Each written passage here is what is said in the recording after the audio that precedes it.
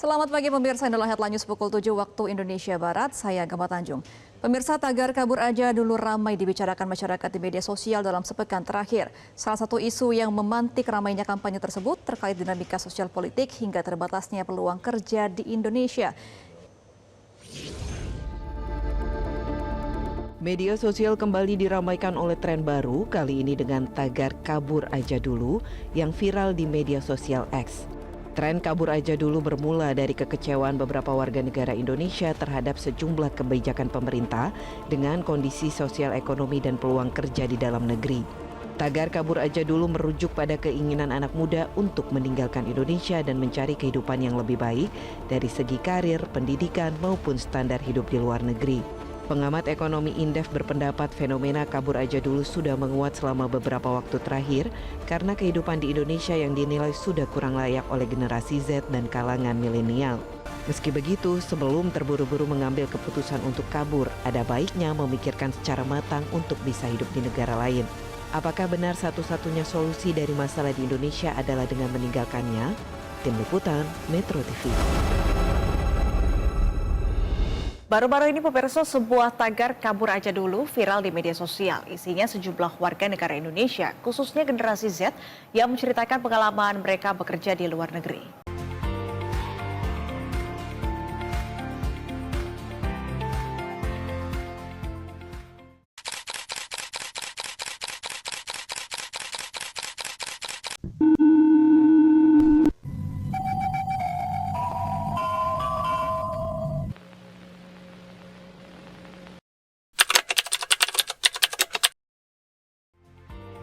Baik, saya Lalu Rahman Dharma. Menurut saya, tren kabur aja dulu itu akan menimbulkan efek negatif bagi rasa nasionalisme dan rasa cinta air kita sebagai penerus bangsa, utamanya bagi para penerus bangsa di generasi di bawah kita. Karena apa?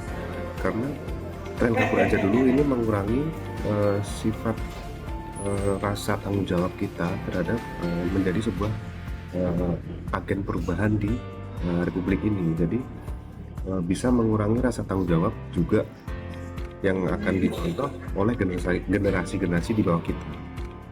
Jadi menurut saya itu untuk dampak negatif dari tren kabur aja dulu. Selanjutnya, dampak negatif dari adanya tren kabur aja dulu akan berpotensi terjadinya brain drain. Istilah dari brain drain ini akan berdampak pada negara yang akan kehilangan talenta terbaiknya, yang dimana para individu-individu yang berbakat dan terampil yang berpendidikan tinggi lebih memilih untuk meninggalkan Indonesia demi peluang yang lebih baik di luar negeri. Hal ini dapat mengakibatkan kekurangan tenaga kerja yang terampil dan orang-orang yang cerdas di dalam negeri, yang pada akhirnya akan memperlambat pembangunan dan inovasi di Indonesia. Salah satu dampak negatif dari fenomena kabur aja dulu adalah meningkatnya pekerja migran Indonesia yang sayangnya dibarengi juga oleh kasus pelanggaran hak asasi warga negara Indonesia di luar negeri. Pada tahun 2024 terjadi 67.000 kasus.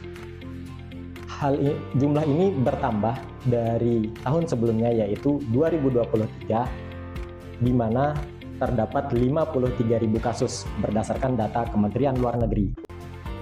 Selain itu, kasus tindak pidana perdagangan orang juga itu bertambah.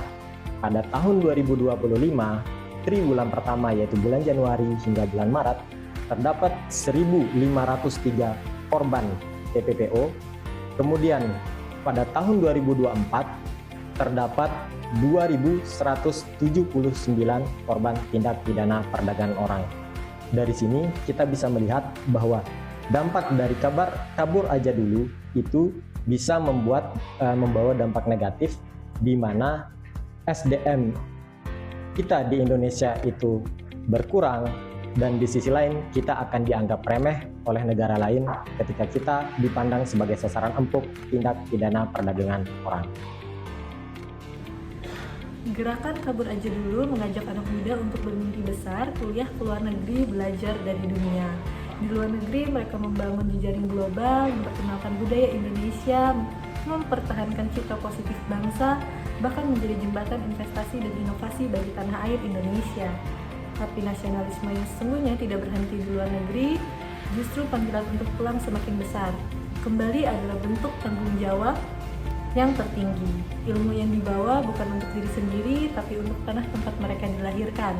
Indonesia tidak kekurangan orang cerdas, yang dibutuhkan adalah mereka yang mau kembali, membenahi, dan membangun. Gerakan kabur aja dulu adalah awal perjalanan, tapi pulang adalah tujuan. Pergi sejauh mungkin untuk menimba ilmu dan memperluas wawasan. Ketika kembali bisa memberikan kontribusi nyata untuk negeri sendiri. Kabur yang paling bijak adalah ketika pulang membawa perubahan. Jadi kalau ada yang bilang kabur aja dulu, senyumin aja, karena yang kita lakukan bukan lari dari tanggung jawab, melainkan membawa pulang ilmu, tekad, dan harapan untuk menjadi pribadi yang lebih baik. Kesimpulannya, gerakan kabur aja dulu sesungguhnya mencerminkan wajah baru dari nasionalisme generasi muda Indonesia. Nasionalisme yang tidak selalu ditunjukkan dengan tinggal di dalam negeri, tetapi justru bisa tumbuh lewat keberanian menjelajah dunia, menuntut ilmu, dan membangun jejaring global untuk membawa kembali nilai serta pengalaman membangun tanah air.